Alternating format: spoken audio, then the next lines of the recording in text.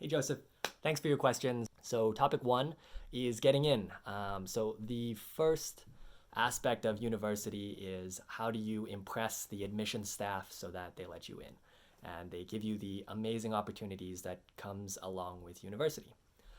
So the first thing is going to be in terms of the University of Calgary, your average, just the five courses that they choose for whatever faculty you're going into. In this case, if it's business, then it'll most likely be your English mark, your math mark, and then three sciences, or if you have a very high social studies mark, you can use that. The second component is whether or not they use these personal profile type questions. In my experience, they didn't. It was just based purely on your average.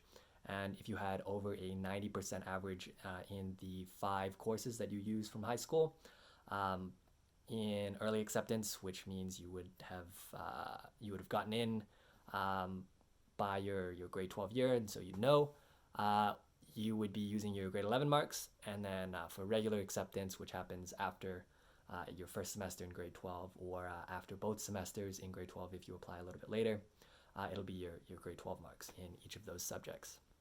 So first and foremost, really important to do well in terms of your grades. Not only is it for getting in, because you might hear some average numbers bouncing around, 80, 85, sometimes you might hear 88, 89. Usually not a whole lot higher than that for programs like business. Even engineering, sciences, usually it's in that range, less than 90 for the University of Calgary. If you apply to some other places, it is a little bit higher, and other places are a little bit lower. But in terms of the University of Calgary, it's definitely in that range for the business faculty. In terms of why you should get higher marks than that, it's money, of course. Scholarships. So scholarships are awarded to those students who, if you look from the university perspective, scholarships are to entice students who might not go to, their particular university, and might choose a different university. Maybe they have higher standards, and maybe their name carries more cachet with it.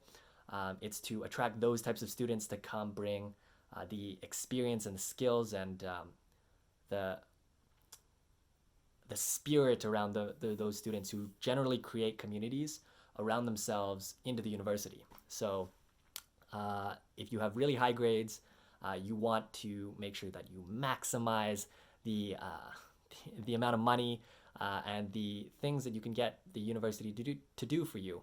So if you have over 90 or over 95, you can get some really, really great scholarships, which will help pay for university and pay for the summer trips, the internships, the exchanges, whatever else you want to do during these amazing years.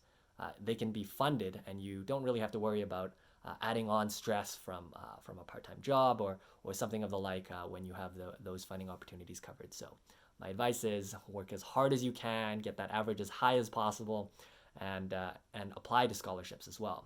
Not all scholarships are just based off the merit and that average, that number. A lot are also based off of applications and being involved with community and showing that in terms of in your writing, and ultimately that's going to make you way better off. The money does help for sure.